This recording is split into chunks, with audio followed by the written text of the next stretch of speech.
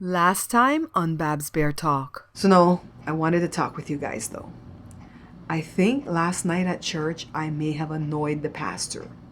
I don't want to say I got him angry, but I think I got him annoyed. So this is what was going on. He came in and he started to teach on a topic. He said he wanted to do a series, and it was teaching, the topic was what to do like when the police pulls you over and how to stay safe with all the stuff that's going on. And I think he was talking about Black Lives Matter. He doesn't like Black Lives Matter group. He says they're too radical.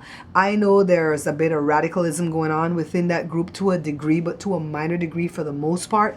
There are decent people in that group that are trying to fight for rights to get things to change. And I always tell you guys, if it were my black husband or my black kids or me that got wronged, I would want that group to step up and defend me.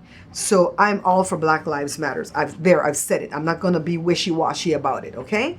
Of course, any kind of radicalism that's inside of it needs to go, okay? So let's put that to rest. So I guess he's against it, and he's into this all life matters. Now let me tell you why people get so offended when they say Black Lives Matter and you come back with this rhetoric about all lives matter. Of course all lives matter. You know, like D.L. Hughley, no, not D.L. Hughley, Ricky Smiley, I think, was the comedian that said it best, the way that I can best understand it and explain it. It's like if you have a street full of homes and your house is on fire and the fire department shows up, but they go and they start wetting down the other houses. And it's like, it's my house, it's on fire, wet mines first. That's what it means. Black Lives Matter. It's not that all the other houses didn't matter, but mine mattered more at that moment because my house was on fire. So anyways, the pastor started preaching, you know, those three scriptures. I don't know where to go find the scriptures. I'm really good at regurgitating back the scripture at you, but I don't know where to find it. The one where it says, wives, submit yourselves to your own husband. Husbands, love your wife like you love like Jesus loved the church. And the one where it says, kids, be, honor your parents, because that's the first commandment with a promise, whatever. Those three scriptures was what he was preaching on. Now, a lot of women that I know, progressive type women, they get upset when they see that scripture about being submissive to your husband. That doesn't upset me because I think for the most part, I am submissive to Joe. Yes, Joe, we have the kind of marriage where I'm allowed to voice my opinion. I can make my ground, stand my point. But in the long run, Joe is the decision maker in my family. And I like it like that. Let me tell you why. Even if he makes a wrong decision, it's still okay because a decision was made. You know, that's how I look at it. So, like for instance, when we went through the thing where Joe gave that company the bottles and I didn't want him to give them the bottles, I was upset because I'm like, I told you, let's not do this. But he made that decision. We had to live with it. They paid us eventually, and that was over. But if I want him to be the decision maker, then I got to suck it up sometimes when he makes the wrong decision, right? Because for the most part, when you're the decision maker, all the stress is left on your shoulders for good or for bad. So like when it comes to the kids, if they're asking us, can we go to Timbuktu next Tuesday with, blah, blah, blah, I leave that decision making up to Joe. I'll give him my opinion on the slide behind the kid's back, but I leave that decision up to him. And even if he wants them to go and I don't want them to go, I suck it up. I suck it up because that's the way that I prefer my marriage to be run. And for the most part, Joe is a very caring, giving person. You guys see that. And he would never want to make a decision and not include me. So like when he decided to give the bottles to that one company, he really had a trust that they were going to pay because the guy was like, oh, come on, Joe, don't do this to me. So I could see that too. So that's why, we didn't really fight when the thing happened. And that's why I was able to talk with you guys about it. So anyways, let me get off the scriptures. I was just trying to make a point that I digress. A lot of women get annoyed at that scripture. I don't. So he went off into the other part about the kids respecting and honoring the parents. And he was saying that that's why a lot of the kids are getting shot up and beat up is because they're mouthing off to the police. Well, I do believe some people are mouthing off to the police, but not all, of course. And I don't think he said all. I think he said a lot of them were. But I do also believe that the police is, some of the police officers is not even so much racism. A lot of it is racism, but some of it is that power trip. I've got the badge, I've got the gun, I've got the baton, I've got the taser, and you better do what I say or else. Some of them, a small little dose of them. We just happen to see it in the news because it's happening more often now. So anyways, he was talking about, the parents not raising the kids right.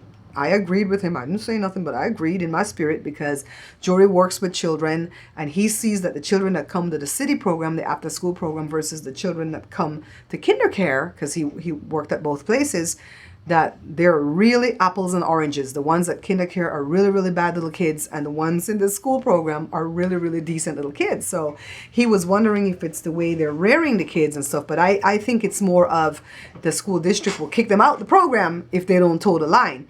And so he sees also when the kids are disrespectful to the parents, when the parents come and pick up the kids and they're like, "You're late. Where were you?"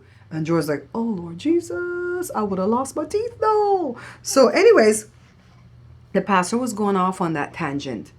And then he started to like do a series of "Did you know?" And so, and this is where I took issue, because he said, "Did y'all know that when the cops pull you over, they don't have to tell you why you're being arrested if you're being arrested, and they don't have to ask your permission to search your car? Did you know that though? Before you're mouthing off to them, did you know that?" I'm like, I was like, "What? No, that's not true." And then there was a lady in front of me. She seems to be the kind of person that will believe anything the pastor says. And she turned around, because I said, "No, that's not true." I said it kind of like softly enough that lady heard, but he didn't hear. And then she's all like, "Yes, it is. They can search your car if they want to." I'm like, "Bishwa, no, you didn't just stand there and correct me or sit there and correct me. No, that's not true." I watch a lot of police procedural type shows. I watch a lot of court TV.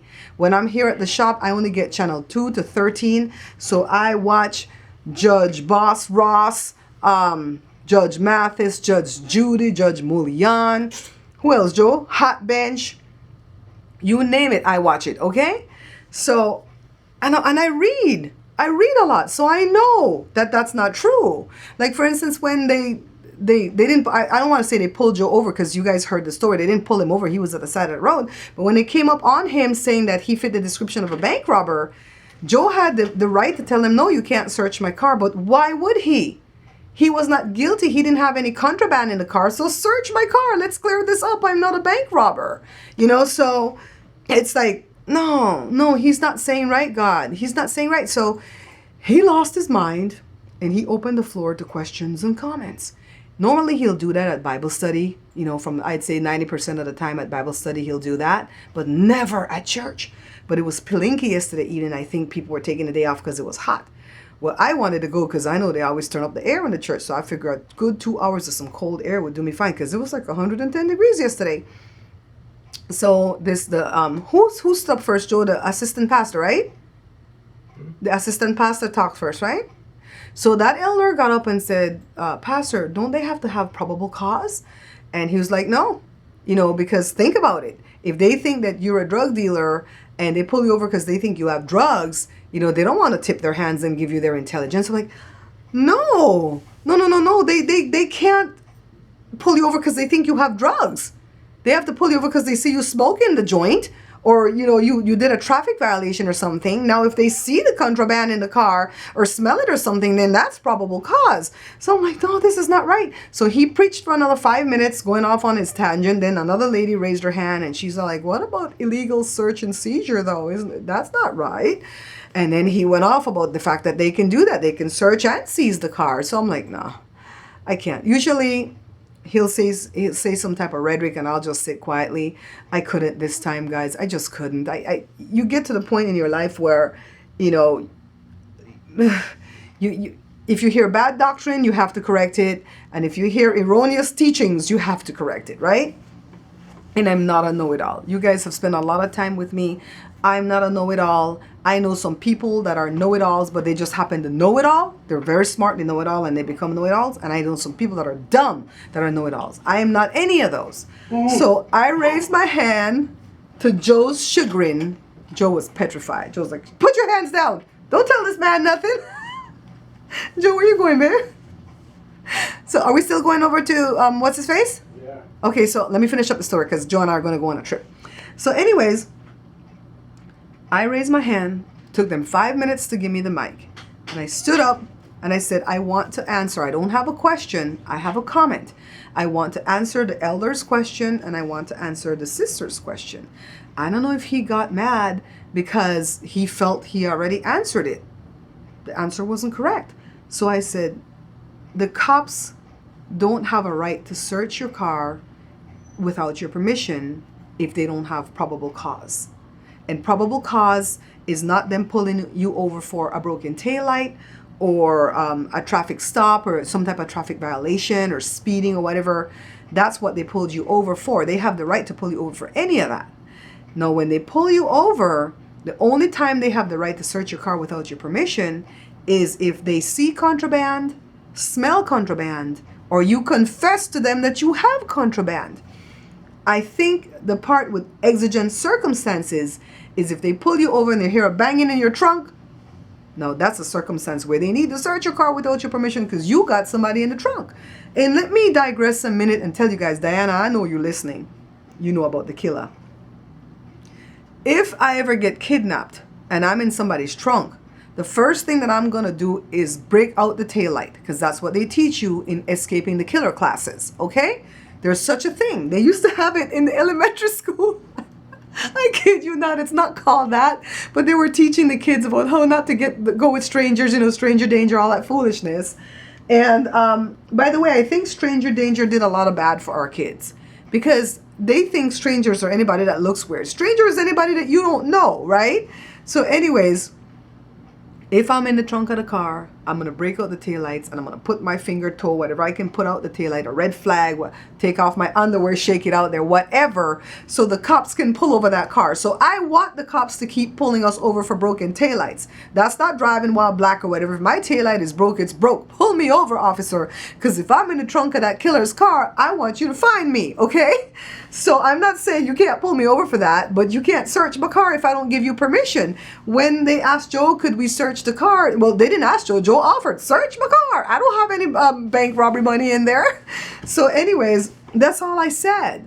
And the pastor was like, I'm going to accept what you say right now, Barbara, but still, I'm going to bring law enforcement in here next week at church because I'm going to teach this as a series, and I'm going to bring them in here to see if that's true or not. And I wanted to say, Google it. Google it. I didn't even have to Google it. I just knew that in me. They have to tell you why you're being arrested. When Joe was being arrested that time, he was like, can you tell me why I'm being arrested? Just give me the reason. I can clear this up. Whatever it is, I can clear it up because I know I didn't do anything. And then they said bank robbery. And he goes, oh my God, no. Search my car. I'm a business owner. I didn't rob any banks. And so then they searched the car, didn't find anything. The supervisor came and cut him loose, So I just didn't like the erroneous teaching that was going on last night. I don't know if he was just getting a little bit carried away, trying to put fear in the children that were in the church last night to let them know that they have to listen to the officers. But this is what I teach my children. You have to listen to the officers because they have all the power when they pull you over. And your job, my son, my daughter, is to get home safely to me. That's your job. Your job is not to stand there and debate anything with a cop. The cops have a job to do. They're scared just like you're scared for the most part, and they want to go home safely to their family too. They don't want to have to fight with you and scuffle and arrest you and shoot you and all that stuff. For the most part, there's some of them that are on a power trip now. And so when the cop pulled Jory over and said he was talking on his cell phone when his cell phone was in his back pocket or whatever, Jory's like, no, officer, I wasn't on my cell phone. Well, he spoke up because he's like, I wasn't on my cell phone. The officer says, well, let's clear this up. Can I check through your cell phone? He could have said no. But if he said no, they would have written him the ticket. And then he would have had to go fight it in court and prove. He would have had to pull the LUDs from AT&T and go show, this hair in my mouth, and go show that he wasn't on the phone. He wasn't on the phone, so he says, here, officer. He checked through it. There were no incoming or outgoing calls at the time that he got pulled over or no text and stuff like that. And so he's like, I'm sorry, young man. Be safe. Go on your merry way. One time the cop pulled over Joshua because the door for his gas tank was open. And that's a no-no. And so he says, sir, son, your thing's open. He closed it for Josh and Josh was on his way. So they can pull you over for anything. Did you know that you're not supposed to get into your car on the driver's side? You're not supposed to. That's a law in every state. You're supposed to get in on the passenger side and wiggle your way over to the driver's side. But who does that? Who really does that, right? The cops can give you a ticket for that if they wanted to, but they don't chase you down for stupid stuff like that unless you're flinging the door open when traffic's going or something. So I didn't like what he was teaching. I had to raise my hand and I had to speak up. And I think I kind of annoyed him. He's not the pompous type of pastor where he would hold that against me, I don't think. And I don't ever speak up in the service, even when they're teaching bad doctrine. I don't speak up, in there. I just kind of keep quiet and try to hold my peace, and, when you read the scriptures as much as I read the scriptures, I've been reading the scriptures since '06. I used to be one of those kind of people where the Bible was like my rabbit's foot. You put it at the side of your bed for good luck, you touch it for good luck, kiss it for good luck. But I never opened it, never read a story out of it. And I knew the Psalms, some of the Psalms, because they tell it to you in church. And once I left church, that was it. Just put that aside and dust it off again next Sunday. But I stopped doing that in '06, and I started reading it for myself because I didn't believe all the crap people were telling me. And so there was only one other time at the church where I think they got annoyed with me, and it was in morning prayer, the 9 o'clock morning prayer, when I used to teach sometimes. One of the mothers in the church would allow me to teach because she loved my fresh outlook on things. And I said one time that God was not in control. And I think one of the members ran back and told the pastor or his wife, and I never got asked back to teach again. And when I say God is not in control, it's not because God can't take control. He's all powerful, all knowing, all wise. If you believe in God, I'm not trying to cram this down your throat if you don't believe in God. But I'm saying that if God said, I'm going to give you free will, then how could he be in control? You can't have them both. So for him to be in control, I would have to give my problems over to him and say, here, can you take care of this for me? Which is what I did when it comes to these bottles, because it was making me too angry all weekend, and I can't have that anger in me poisoning me. So I gave this all over to God, and I trust that he will resolve it in his own time and for my benefit. And if not, he'll give me the jobs to offset that $800 that they stole from me. So another thing that people like to say is God responds to needs. He doesn't. He doesn't respond to needs. If he did, he would spend his whole life in India. Those people have a lot of needs. So God only responds to what you believe, what you know of him. So if you have faith and you say, okay, this, I want this, and he responds to seeds.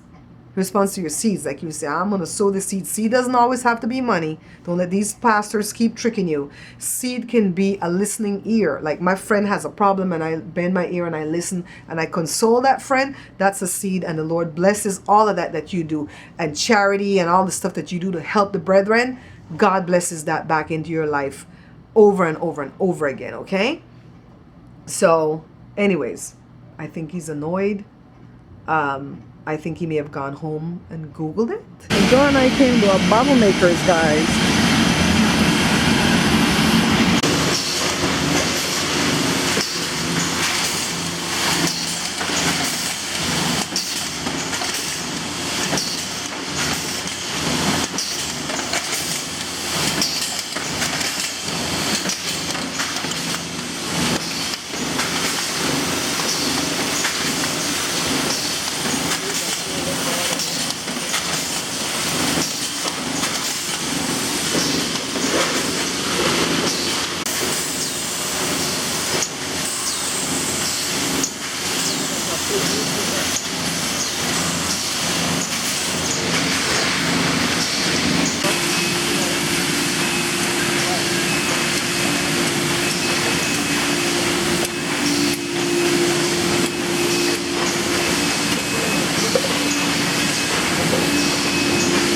What are they putting on there?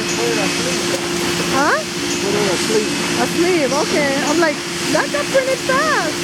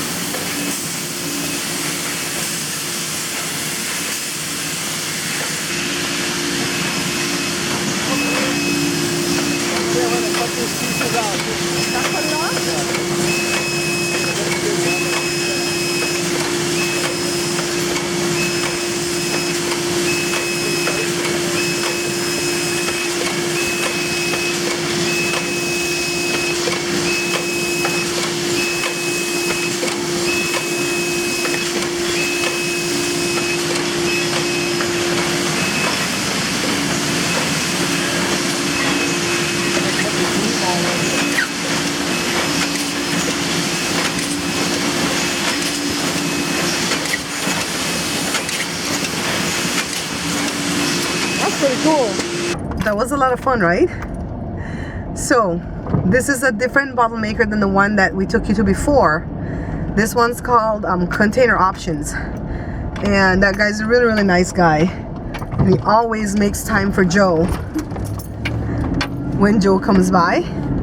And so he told me that I could record what's going on the production floor. So you guys got to see the resin.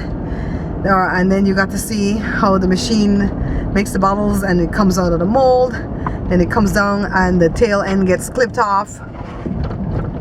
And then right now they were doing a sleeve on that. So in this industry, sometimes you have to move with the times. Sometimes you're doing printing, which is ink, and sometimes you're putting a sleeve. We don't want to get into sleeves and we don't want to get into labels because it goes back and forth. When they pass strict laws about printing and things, people come out of the printing industry, get into paper, and then when the laws, get repealed or whatever, then they come back to printing. So right now they have strict laws on any kind of solvents or soaps or stuff like that you sell. They don't really want you to put a sleeve or a label on it because they can come off and then some kid can drink it and be poisoned or whatever. So they want you to put ink that will stay on. So maybe my industry will come back from the dead, y'all. What do you think, Joe? Could be. So while we're waiting for the stuff to come from my customer up north, we came to tour this place because Joe comes all the time. Joe comes at least 4 times a year to come see the owner, but he hasn't brought me in a while. So it was really a nice visit. So now we're gonna go home and get lunch. When the red button is on? Yeah. Okay. Okay, guys, see, I'm doing it. Very, very. Ready. He doesn't want to go back on the boat.